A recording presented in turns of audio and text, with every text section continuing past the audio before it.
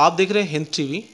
इस वक्त हम मौजूद हैं दिल्ली सटे गाज़ियाबाद अशोक विहार के अंदर। आप देख रहे हैं कि पूरे देश के अंदर इस वक्त चुनावी माहौल है, जिसने सर्दी के वक्त में भी देश को गरमाया हुआ है। गलियों से लेकर नेशनल चुनाव तक एक ज़बरदस्त जो है चुनावी माहौल बना हुआ है। इसी माहौल को समझने के लिए इस वक्त अशोक विहार के अंदर हम एक बीजेपी कैंडिडेट से बात करेंगे और जानेंगे उनके विचार क्या हैं। जबकि सूत्रों के अनुसार जानकारी ये भी है, और ख़ुद मैं आपको बता दूं कि मैं यहाँ का स्थानीय निवासी भी हूँ, इस कारण भी मुझे पता है कि यहाँ पर 90% इस वार्ड के अंदर, वार्ड 49 के अंदर, 49 के अंदर लगभग 90% मुस्लिम बहुल्य क्षेत्र है। उस सब के बावजूद भी एक कैंडिडेट जो बीजेपी से तैयार है, उसके विषय में चर्चा करेंगे और कुछ खास जानकारी आप तक पहुँचाएँगे। बहुत बहुत स्वागत है आपको वर्मा जी। धन्यवाद भैया। वर्मा जी, एक बात बताएं कि आप देख रहे हैं कि परिस्थितियां आपके कितनी अनुकूल लग रही हैं। आपके एक छोटा सा और अहम सवाल है। हाँ, मुझे पहले के मुकाबले काफ़ी सही लग रही है यहाँ पे। पहले भी मैं 5 साल पहले चुनाव लड़ा था, बीजेपी से ही लड़ा था। सब अभी अपने भाई बंधुओं ने कहा था कि चुनाव लड़ना चाहिए, तो मैं लड़ा था, क्योंकि मेरी पहले से ही जिज्ञासा ये रही है कि पब्लिक के लिए कुछ ना कुछ अच्छा करो। नहीं, जहाँ तक मैं पर्सनल आपको जानता हूँ, मैंने काफ़ी सारे आपके कार्य देखे, चाहे वो लॉकडाउन का समय रहा हो या उससे पूर्व में भी समय रहा हो। लॉकडाउन में तो काफ़ी लोगों ने करा ही है। लगातार आप वो तालाबों में घुसते रहे हो उनकी समस्याओं को सुनने के लिए, समझने के लिए। अच्छी बात ये रही कि हारने के बावजूद भी क्या क्या दिमाग में बात रहती, क्या तकलीफ़ रहती है? तकलीफ़ तो ये रहती है कि सबसे अच्छा तो ये है कि मैंने कभी भी पीछे नहीं मुड़ा। 5 साल पहले चुनाव लड़ा था। चुनाव लड़ने के बाद मैं लगा रहा, क्योंकि मेरी दिली भावना भी है कि मैं लगा रहूँ काम पे। इस छोटी सी ज़िंदगी में कुछ ना कुछ अच्छे काम कर सकूं, और पब्लिक के बीच में मैं लगा रहा। मेरी अपनी जिम्मेवारी थी, किसी पे कोई एहसान नहीं है। पिछली बार तो नकार दिया था ना लोगों ने आपको। मैं 350 वोट आई थी आपके लगभग। वैसे 440 वोट आई थी। 440 वोट? जी, 440 आई थी। और सबसे पहले तो मुझे एक्सपीरियंस ही नहीं था कि चुनाव क्या होता है। अच्छा। मैं लगा रहा था अभी सभी भाइयों के बीच में, मुस्लिम भाई, हिंदू भाई, सबके बीच में लगा रहा था। और उसमें मुझे लगता कि एक तो मुझ पे चुनाव नहीं लड़ना है उस टाइम शायद, दूसरा उसमें मुझे कहीं ना कोई कमी रही होगी जो मैं चुनाव नहीं जीत पाया। और पब्लिक का भरोसा भी जीतना जरूरी होता है सबसे पहले चुनाव के मामले में। ये एक बहुत अच्छी बात कही है कि देखिए, इसमें मेरा प्रेडिक्शन लगता है कि हम अभी, क्योंकि सपा के भी नेता खड़े होंगे यहाँ से, कांग्रेस के भी नेता खड़े होंगे, हम सभी से बातचीत करेंगे और अपने माध्यम से आप लोगों तक पहुँचाएंगे, क्योंकि आपकी राय जानना बहुत ज़रूरी है। अच्छा, जो पूर्व में हम किसी का नाम नहीं लेंगे, क्योंकि किसी ने अच्छे काम किए या बुरे काम किए, जो भी कुछ रहा, क्यों लगता है कि इस बार जो है आपकी जीत हो सकती है या आप चुनाव में कामयाब हो सकते हैं? पिछले 5 साल में से क्या बदलाव लग रहा है? बदलाव तो भैया जी ऐसा है, 5 साल पहले जो चुनाव हुए थे, हमें उम्मीद थी कि जो यहाँ पे सभासद चुने गए हैं वो अपना काम ईमानदारी से करेंगे। लेकिन मुझे शायद ऐसा लग रहा है कि थोड़ी कमी रह गई है। पीछे की तरफ तालाब है, काफ़ी बड़ा सरकारी तालाब है। उस तालाब में यहाँ के जो मेन आदमी होते हैं, पर सभासद होते हैं, वो ही उस तालाब के किनारे पे जो घर बसे हुए हैं, गरीब आदमी यहाँ पे रहे हुए हैं, उसी की तरफ यहाँ का जो रोड बनने लग रहा है, 30 फुट रोड, बाबू होटल वाला, उसी को उस तरफ ही वो डलवा रहे हैं, जिसका उस पानी की निकासी बाहर है नहीं, उन्हीं के घरों में भरने लग रहा है। कहीं यहाँ पे डेथ भी हो चुकी है। तो मुझे लगता है उन्होंने अपना जो काम करना चाहिए था, उनकी जिम्मेदारी थी, वो शायद पूरी तरह नहीं निभा पाए। भाव उल्टा जा रहा है।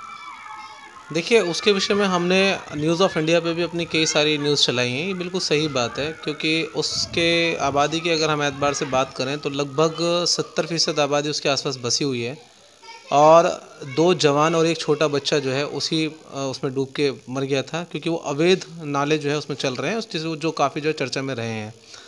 उसके लिए मैं बिल्कुल समझता हूँ कि काफ़ी आवाज़ उठाई है। जो काम एक नेता को करना चाहिए था, जिम्मेदार व्यक्ति को करना चाहिए था, वो एक आम नागरिक होते हुए भी अपनी जिम्मेदारी निभाई है। चलिए, ये तो हो गई बात तालाब की और उसकी। क्या आपका घोषणा पत्र क्या रहेगा, आपका चुनावी एजेंडा क्या रहेगा? चलिए, मान लीजिए आपको जो है यहाँ के हिंदू मुस्लिम तमाम लोग जो है भाईचारे के साथ मिलकर आपको जिता भी देते हैं, तो आप ऐसी क्या वजह रहे जो लोग आप पे भरोसा करें, और ख़ासकर मुस्लिम समुदाय आप पर भरोसा करे, उसकी क्या वजह है आपके पास? सबसे पहले तो मैं ये समझ लीजिए कि मैं हिंदू मुस्लिम को नहीं मानता इस चीज़ में, क्योंकि यहाँ पे लगभग मुस्लिम पे आबादी 90% है, 10% हिंदू आबादी है। मुझे यहाँ पे रहते हुए लगभग हो गए 25 साल। 25 साल पहले ही लगभग ये आबादी यहाँ पे बढ़नी चालू हुई थी। ये कॉलोनी उसी टाइम से बढ़ने लगी है। और यहीं पे मेरा एक छोटा सा कारोबार भी, काम भी करता हूँ। और मुझे पूरा प्यार यहाँ से इस कॉलोनी में मैक्सिमम हिंदू और मुस्लिम सभी भाइयों से पूरा मिला है, पूरा मान सम्मान मिला है, प्यार मिला है। मैं यहाँ का बच्चा भी हूँ, बेटा भी हूँ, किसी का भाई भी हूँ, तो मैं नहीं समझता कि मुझे कोई भेदभाव का चक्कर होगा यहाँ पे मेरे लिए। नहीं, ये तो चलो आपने एक अच्छी बात कही, और होना मैं तो चाहता हूँ कि ये सोच पूरे देश के अंदर हो और सारी नफरती राजनीति ख़त्म हो जाए और बड़ा खुशनुमा माहौल हो जाए पूरे देश का। हमारी दिली तमन्ना है। लेकिन इसके अलावा मैं जो आपसे जानने की कोशिश कर रहा हूँ कि आपका घोषणा पत्र क्या होगा, आपके विकास के मुद्दे क्या होंगे, मेरा ये आपका क्वेश्चन है। घोषणा पत्र में तो ऐसा होगा, यहाँ पे मैक्सिमम आबादी अशिक्षित मान के चले, अशिक्षा बहुत ज़्यादा है। 5वीं तक का यहाँ पे स्कूल है, सरकारी स्कूल है 5वीं तक का है। प्राइवेट स्कूल में पढ़ाने के लिए यहाँ पे हर किसी के पास पैसा नहीं है कि प्राइवेट स्कूल में भेजे। सरकारी स्कूल मेरे ख्याल से यहाँ पे कम से कम 12वीं तक का होना ही चाहिए। दूसरा, यहाँ पे आबादी का घनत्व बहुत ज़्यादा हो गया है, 2 वार्ड बढ़ गए हैं यहाँ पे, 1 वार्ड के 2 वार्ड हो गए हैं, कम से कम 1 वार्ड हो गया। हाँ, 2 वार्ड का 1 वार्ड हो गया है। उस 2 वार्ड के 1 वार्ड का मतलब ये हो गया डबल पब्लिक हो गई, डबल पॉपुलेशन हो गई है। एक केवल सरकारी डिस्पेंसरी है बाहर रोड पे। मैं चाहता हूँ यहाँ पे एक सरकारी हॉस्पिटल भी होना चाहिए, जो अत्यंत ज़रूरी है। और मैं समझता हूँ उसके लिए जगह भी सफिशिएंट है लगभग। जो है देखिए, वो जो तालाब है 4.7 हेक्टेयर का तालाब है, जो कि सरकारी उसमें गजेट है। बोर्ड भी वहाँ पर लगा हुआ था, लेकिन बोर्ड की भी जर्जर हालत हो गई है, लेकिन पुराने रिकॉर्ड्स हमारे पास हैं। 4.7 हेक्टेयर अप्रॉक्सीमेटली अगर हम बात करें तो अभी उससे 3 गुना ज़्यादा फैलाव के अंदर तालाब का पानी फैला हुआ है।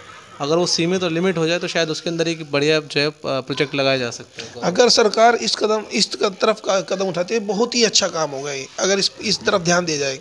लेकिन यहाँ पे ध्यान देने में बहुत कमी आ रही है। लगभग 25-30 हज़ार के आसपास की आबादी को उससे एक बड़ा फ़ायदा हो सकता है लोनी की।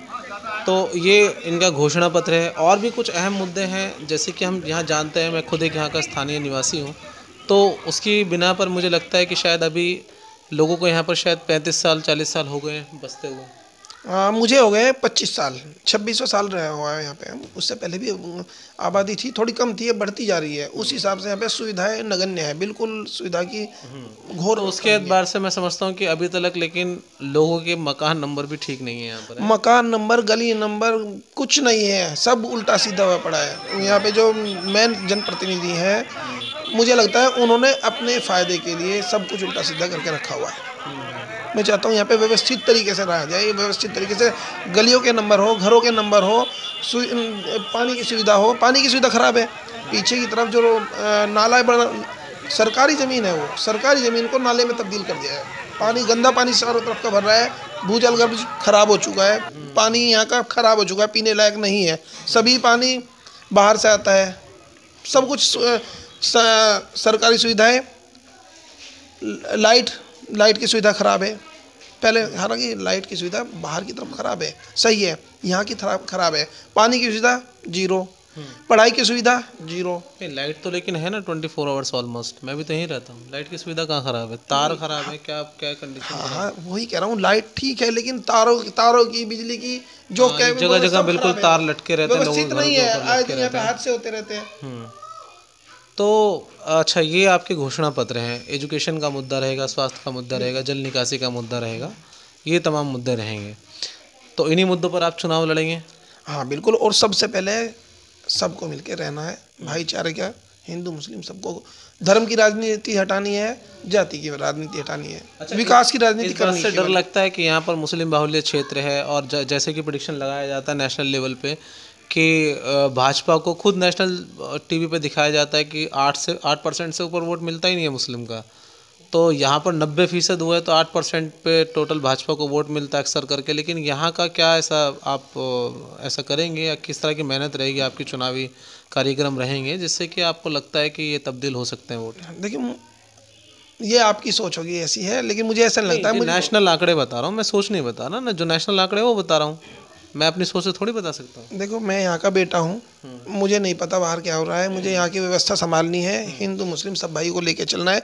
और मुझे यहाँ पे कोई डर नहीं है, सब व्यवस्थित तरीके से रहे, मिल के रहने, प्यार से रहे।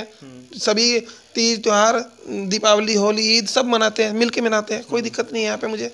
ये सब बरगलाने वाली बात है, हिंदू को मुसलमान से लड़ना, मुसलमान को हिंदू से लड़ना, मैं नहीं चाहता ये हो। और यहाँ पे तो नहीं है, मेरे एरिया में, अशोक विहार में ऐसा कुछ नहीं है। चलिए, धन्यवाद। देखिए, हमने बड़े कुछ पेचीदा सवाल भी करे, कुछ मुद्दों की बात करी, कुछ घोषणा पत्र की बात करी। तमाम चीज़ें जो एक नेशनल और इंटरनेशनल और तमाम जो है गलियों के चुनाव के अंदर बातें होनी चाहिए, जो अहम चीज़ें होती हैं, उन्हीं पर बात करी। कुछ जो प्रेडिक्शंस लगाया जाता है, कुछ जो गलत तरह की राजनीति में बिलीव करते हैं या कोशिश करते हैं कि समुदायों को बाँट दिया जाए, जाति वर्ण में बाँट दिया जाए, हिंदू मुस्लिम में बाँट दिया जाए, उसके बाद जो है इस तरह की राजनीति की जाए। उस तरह की राजनीति से हम दिखा रहे हैं कि नरेश वर्मा जी का दिमाग कोसों दूर है। अब इस बात से आप कितने सहमत हैं, ये आप हमें कमेंट करके ज़रूर बताएं, क्योंकि आपकी कमेंट ही हमारे वोट डलने से पहले एक बड़ा वोट है। तो बने रहिए हिंद मीडिया के साथ।